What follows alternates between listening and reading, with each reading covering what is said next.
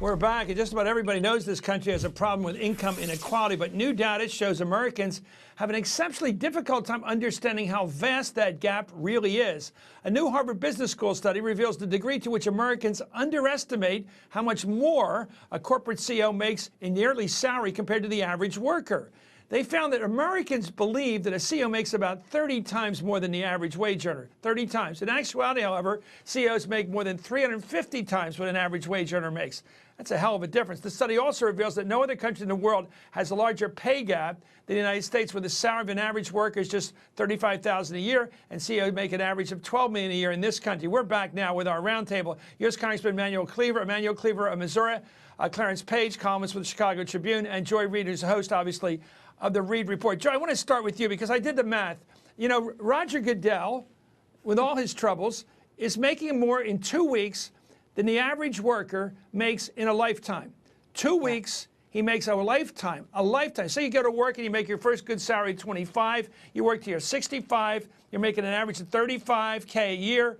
It takes you that lifetime to make what he makes in 2 weeks. Yeah, now, I mean, he hasn't been doing a particularly good job, and you have to wonder if the average worker were doing the kind of job that Roger Goodell's been doing, he wouldn't be a worker for a while. No, and Your Chris, thoughts? think about all of the CEOs that run companies into the ground. Think about Dell and some of these other CEOs that then get bought out and get golden parachutes and get more tens of millions of dollars just to go away. And you look at the average American that's struggling. You have people who are just struggling to get to $10 an hour. And you had the president ask states and ask companies just to get people above $7.25 an hour. And the average is that it would take the average worker 6 months of work to earn what the average CEO makes in an hour. So we have a situation that is really extreme. But I think what was really interesting in the study is that Americans don't even see that. They think there is disparity, but they have no idea the magnitude of it. They assume that it's less. I think if Americans really understood the actual raw number, the 340 times the average worker that CEOs are making, some of them are not quality CEOs, I think that people would be a lot more outraged and a lot more exercised on things like minimum wage. I hope you're right, but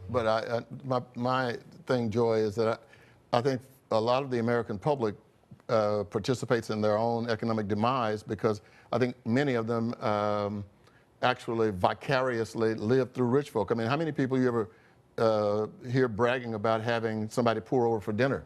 You know, but if they have the CEO of some major corporation, they want everybody to know it. And I think that's one of the things that we've got to deal with, and that is people work against themselves quite often. I think you're absolutely right. I first discovered it back in the 70s in pre-Thatcher England, and I can see the difference in attitudes of working class folks there compared to here in the U.S., where, you know, over there the story was, you know, if you saw a guy go by in a Rolls Royce, you'd say, we got to do something about reducing this income gap. And over here in the U.S., it was like, I'm going to get one of those one of these days. Well, most people don't get that Rolls Royce, but that is the American dream. It's part of the psychology of this country, where it becomes even subversive and scary to talk about the income gap, which just gets bigger and bigger in recent years. I mean, we're talking post-New Deal.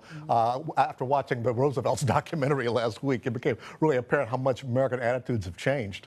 But why do these compensation committees allow people to make this exponential money? Because it seems to me you can live pretty well on 10 or 20 million a year. You can save a lot of money on 10 or 20 million a year.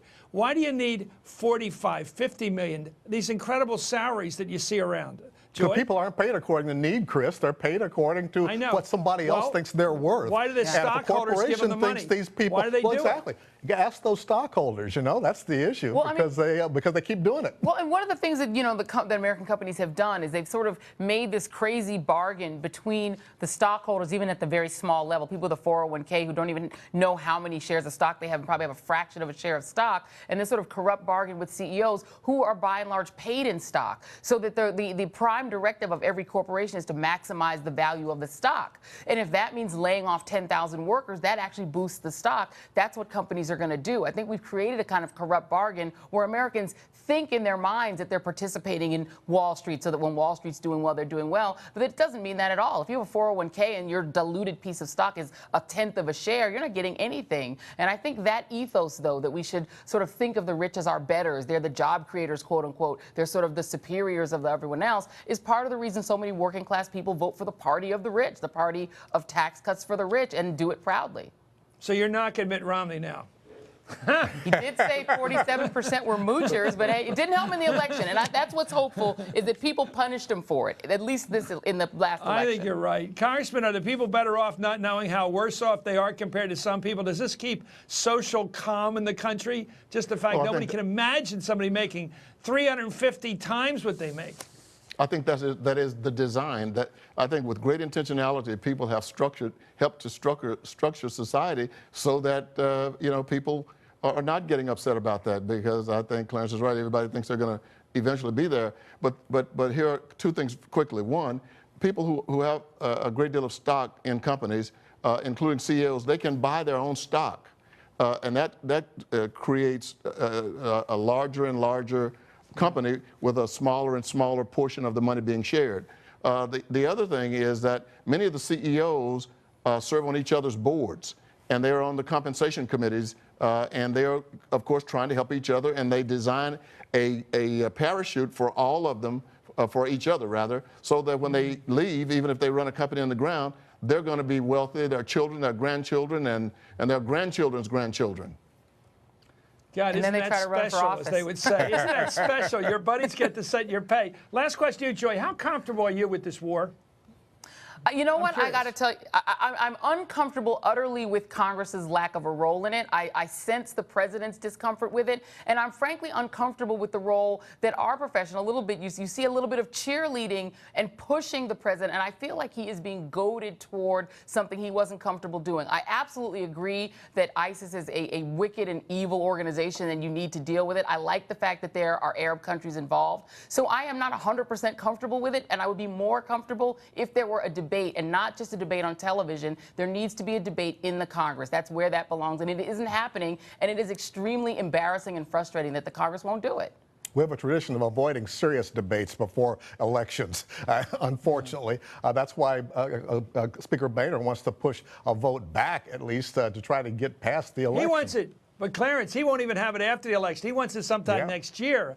I mean, I'll gladly pay you on Tuesday for a hamburger today. You know, this is wimpy talk. Anyway, thank you, as Congressman Emanuel Cleaver. We watch everything you say and do. Thanks so much for coming on. Clarence Page is always my friend. Your book is called Culture Warrior. Warrior. Thank you, Chris. That's a key phrase there.